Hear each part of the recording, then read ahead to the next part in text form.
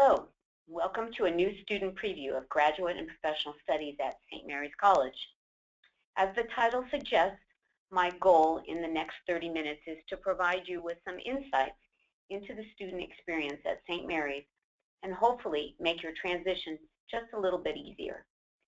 Even if you haven't finalized your decision yet and the SMC is one of several schools you are considering, this presentation should give you a more complete picture of St. Mary's and the value we provide beyond our highly regarded academic programs. This webinar was developed by the Office of Graduate and Professional Studies, or as we fondly refer to it here at St. Mary's, GPS. My name is Jane Joyce and I'm responsible for recruitment and marketing. This presentation is designed to be an overview of facilities, resources, and services available to graduate and professional students, but is not intended to replace the orientations that will be conducted directly by your individual programs of study prior to your start date. Here is a summary of the topics I will cover: key resources and services, how to get around on campus, mundane things like paying your bill or setting up email, and critical things like where can I buy food, or where can I relax for a few minutes when there's a break, or I need a little excitement, what's fun to do around here? And of course, we'll have time for questions at the end. Here is a list of facilities, services, and resources available on campus. I'm also showing you a campus map that clearly labels important locations. You can download this from the SMC website. Some of these resources, like the business office, the financial aid office, or the library, you will interact with by phone, email, or in person on a regular basis throughout your time here at St. Mary's. Others, like the Counseling Center or Public Safety, perhaps only in certain situations that may come up along the way. But the main thing is that you remember these resources and services exist and know that you can access them when the need arises. If you're directionally challenged as I am, the best way to orient yourself to our campus is to identify where you are in relationship to the chapel, which is the first thing you see as you drive down St. Mary's Parkway onto the campus. So with my cursor, I'm showing you this is St. Mary's Parkway, and then there's the guard station at the very end of the parkway. And if you look directly in front of you, you'll see the chapel lawn and the chapel behind it. So whether you turn right or left, at this point, you are turning onto De La Salle Drive. And De La Salle Drive is actually a loop that circles the entire campus, so you really can't get lost. Most of the classroom buildings face the chapel green. So again, many of them do. Also, the business office called Philippi Hall over here, which is where the registrar is, and the business office.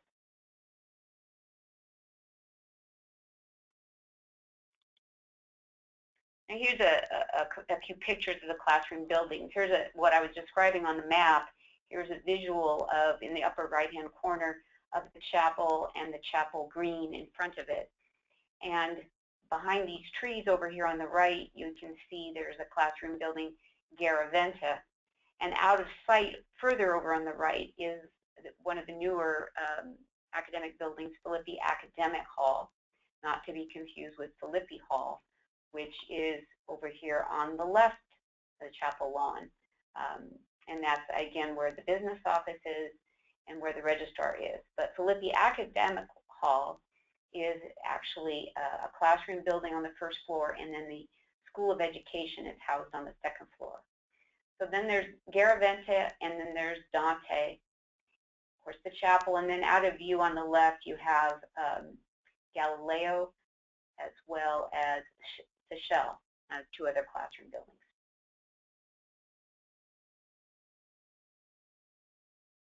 This is actually a picture here on the far left of Philippi Academic Hall, our newest classroom building. And the bottom picture is the rear entrance to Dante Hall, which is one of the original classroom buildings on campus.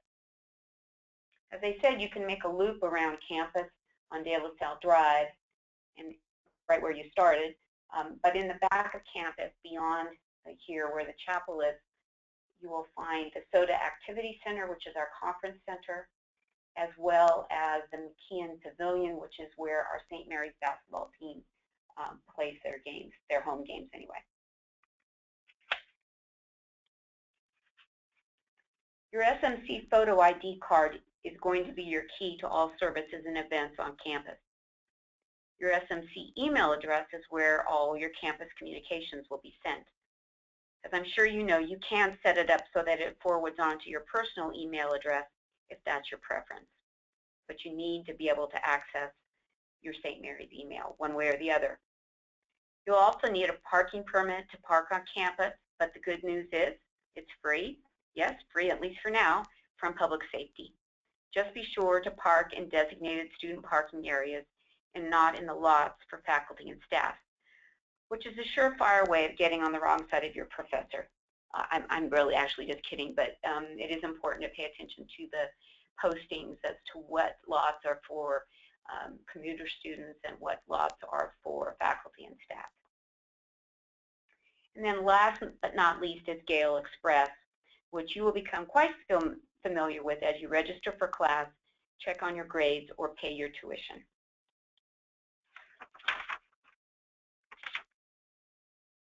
Here is the contact information for the Student Accounts Department in the Business Office, which, as I mentioned earlier, is located in Philippi Hall.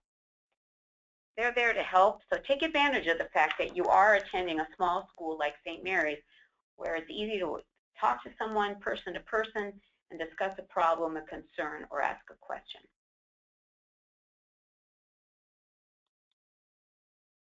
Here's a closer look at Gale Express. As mentioned previously, this is a site where you will log in to pay your tuition bill. You'll be notified via SMC email when your bill is available to be viewed and paid. In addition to your tuition bill,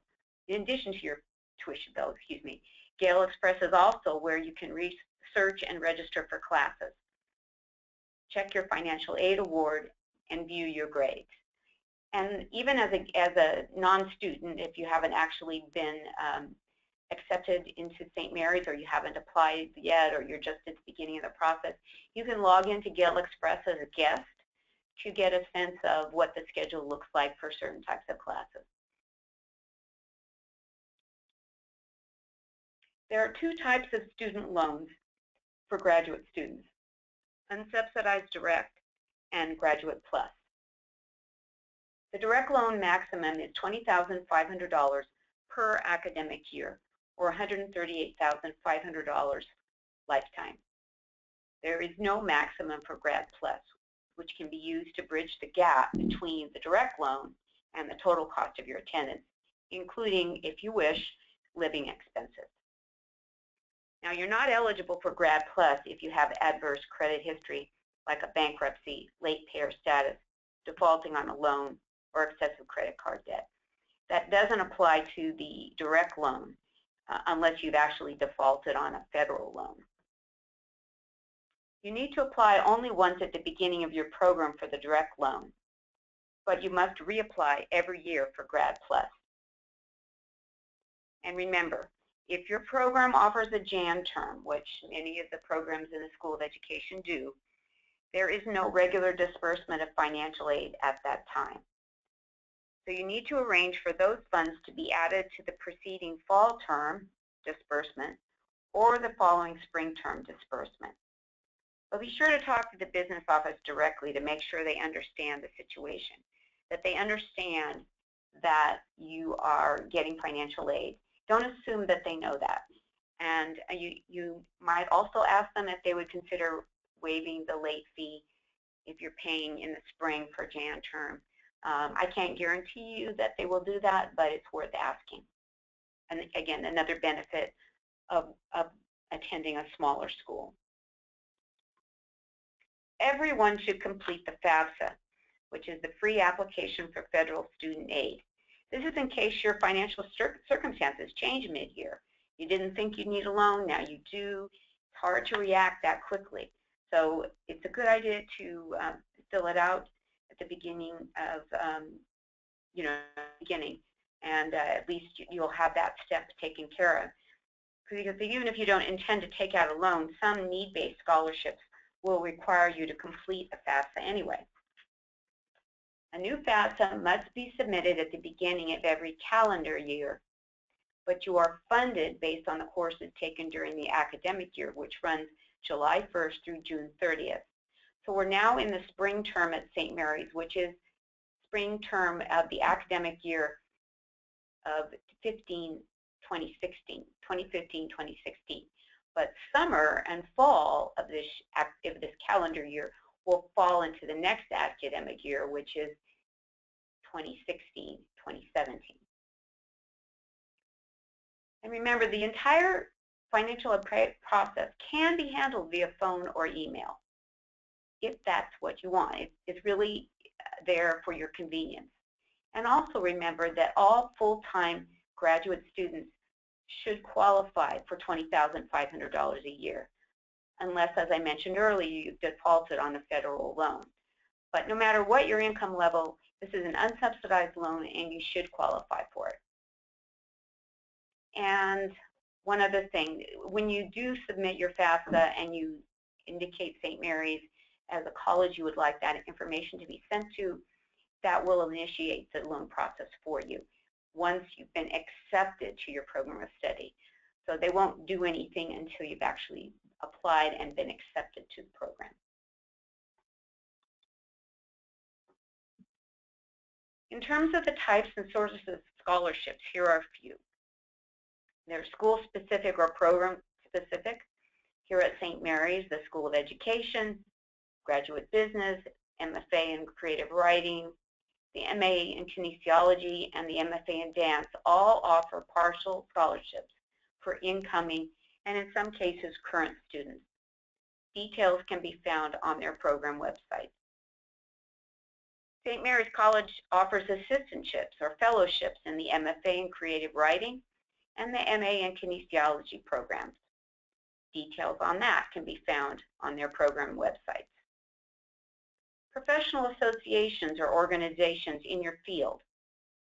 For example, the California Association of School Counselors or the National Association of School Psychologists, or the American Association of University Women. These are just a few examples. And those who fall into disadvantaged categories may be offered scholarships. For example, the Hispanic Association of Schools and Colleges, single mothers, the disabled, veterans, or women returning to the workforce. Search the web for scholarships. FastWeb, Peterson's, Student Scholarship Search, gradcu.com. When you research these scholarship opportunities, be sure to note the application deadlines and award timeframes. Remember, you can apply for scholarships and apply for all that you qualify for, but being awarded one is not a given. So make sure you've applied for a loan amount sufficient to cover your needs. If you get a scholarship, then you can always decline a disbursement for a particular term. Financial aid office is more than happy not to give you money that you don't need. So, but at least if you have your loan set up, then you're not going to fall short. Once you finish your program and it's time to repay your loan, and this usually is about 6 months after graduation, there are now income-driven repayment plans designed for those who are going into repayment experiencing partial economic hardship because their outstanding federal student loan debt is higher than annual income or represents a significant portion of their annual income. However, these income-driven plans must be applied for and you must qualify for them by submitting your tax information each year.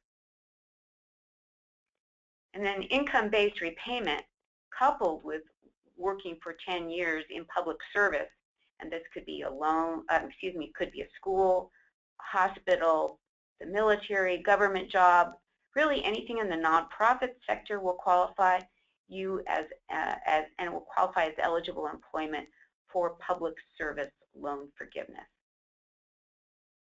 Now remember, again, I just want to emphasize that you have to apply for income-driven repayment plans.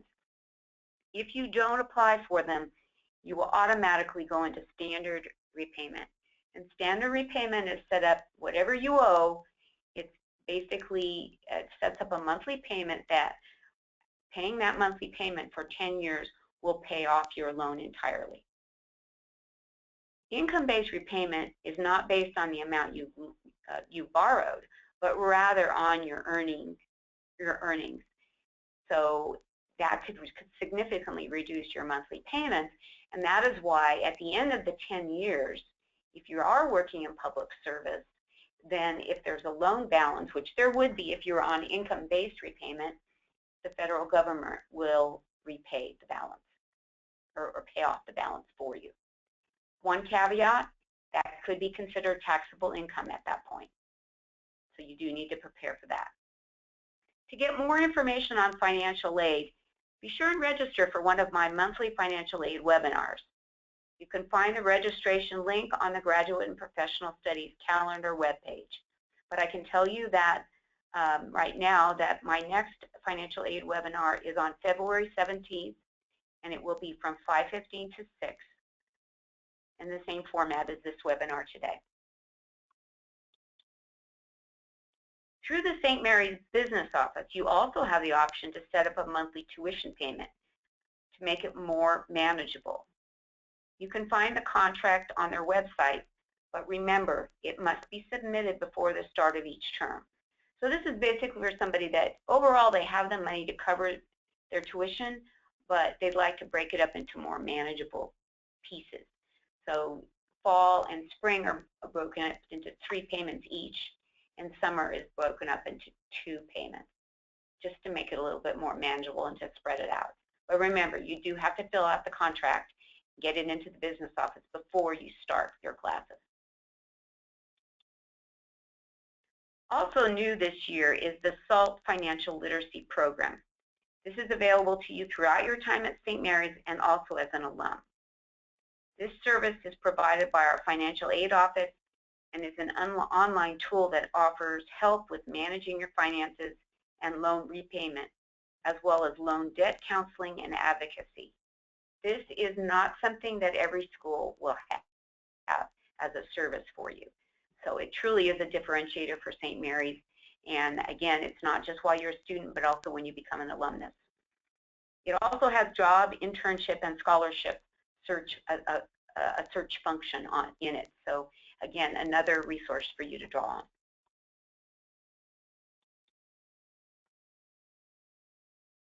We have 2 primary options on campus, Oliver Hall and Cafe Louie.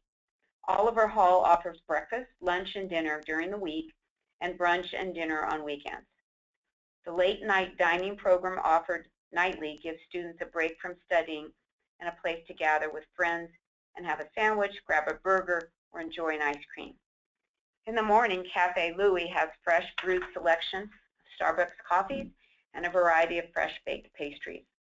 For lunch, choose from a delicious assortment of to-go salads or sandwiches. And you can download Flex Dollars onto your student ID card, and that'll give you a 20% discount when you're purchasing food at either of these locations, and even some off-campus spots in nearby Moraga. We are very excited about a new space that we just opened. We had our grand opening yesterday, as a matter of fact, on campus. It's specifically serving our graduate and professional student population.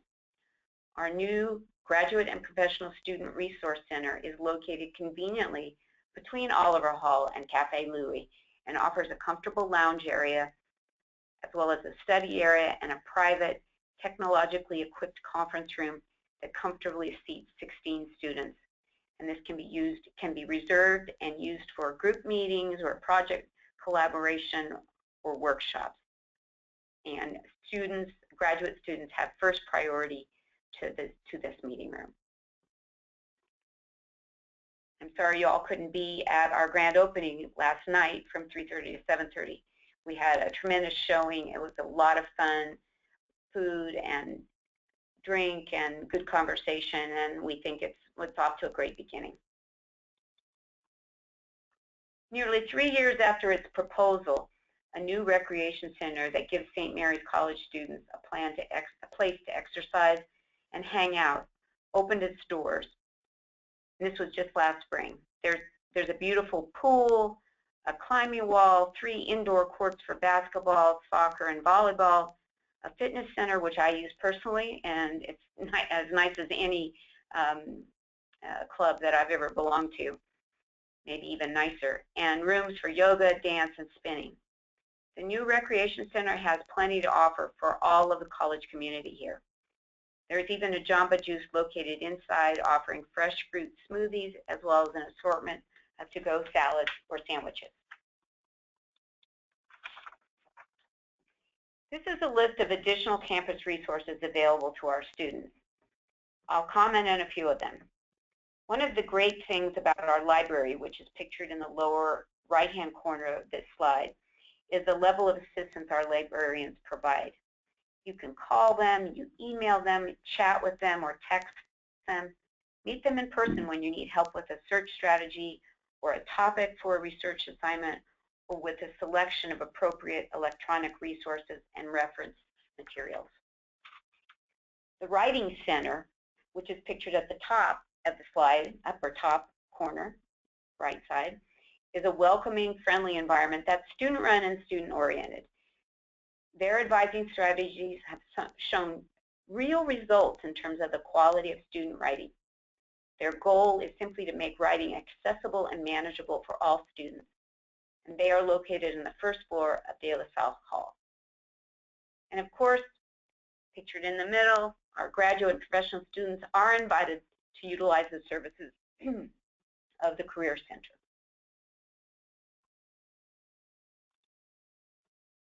For those who would like to get involved in a leadership opportunity on campus, we have the Graduate and Professional Student Advisory Council.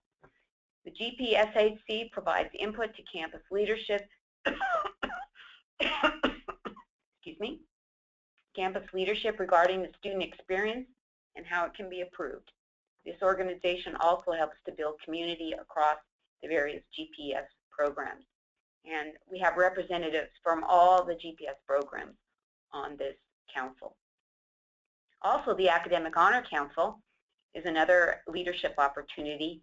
This council reviews cases of alleged academic dishonesty and is another opportunity for you to make a contribution to the campus community. And here's a list representing what I like to call the icing on the cake when you attend SMC. Let me highlight a few of them. If you're inspired by images, by soft brushstrokes or bold, bright colors, check out the St. Mary's College Museum of Art. The museum is located behind the chapel and across the street from the Soda Center, which I mentioned is in the back of campus. Our Legacy Garden is a half-acre garden plot which grows pesticide-free food for the student dining hall. It's located behind one of our residence halls, South Clays. It's maintained by student and faculty volunteers, which could be you, and we regularly have farmers market where produce from the garden is sold at very reasonable prices, and everyone can take advantage of that. We have our own observatory, too, at St. Mary's. The Geisberger Observatory is located in the hills behind SMC's campus. It's a great place to get away from the commotion of campus life and be a little closer to the stars. If you take Mission Road towards the townhouses where the undergraduates reside, you'll pass one of the residence halls and you'll find a dirt path that leads right up to the observatory. Walkways and hiking trails abound. The Lafayette Moraga Regional Trail is an almost 8-mile linear park that parallels St. Mary's Road through Lafayette and Moraga. And a portion of the trail lies directly across the road from SMC. If you walk about a quarter mile down, you'll find a little park, which is called Moraga Commons, and there's a great place there for a game of catch or tossing a frisbee or whatever. And there's also the beautiful Redwood Grove located on campus at the end of Gale Way, on the very edge of SMC's campus. The Bertain Redwood Grove is surrounded by towering redwood trees and is an excellent place to study, write, or meditate. And look at those happy faces. As a graduate or professional student, we know your desired outcome is clear: to successfully complete your program of study and attain that degree that will hopefully and undoubtedly open new doors of opportunity for you in the future.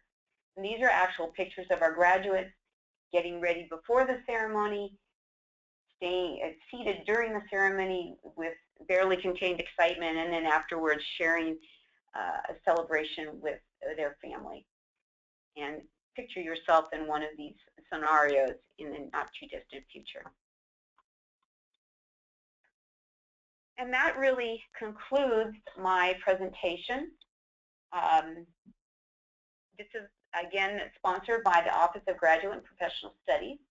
And here are the members of that office, including myself, with our contact information in case you'd like to reach out with other questions or ideas or concerns, whatever. If you have questions now, though, you can type them in, and I'll attempt to answer them for the group that's on the phone. Also, you will be receiving a follow-up email from me providing an overview of what was covered in today's webinar.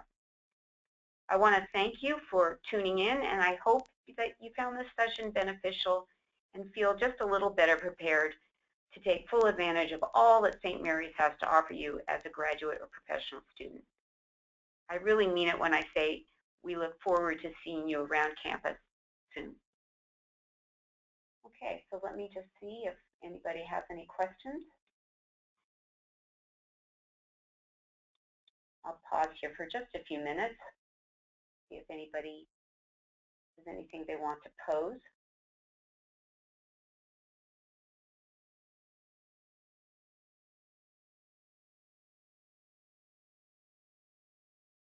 Oh, okay, let's see. I have something here. No, I'm good, they say. Thank you, and this has been very helpful. Oh, well, my pleasure. Just try to think of all the things that I didn't know and took me some time to figure out when I first came to campus. As I actually came to St. Mary's before I worked here, I came as a graduate student, and there were some things that I wish I'd known coming in, so that empathy has helped me to inform this presentation. Okay, if no one has any other questions, I'm going to wrap this up and conclude. But remember, you will get a follow-up email from me, and you are welcome to email me or one of my colleagues or call if you have any additional questions. Thank you. Have a wonderful weekend. Take care.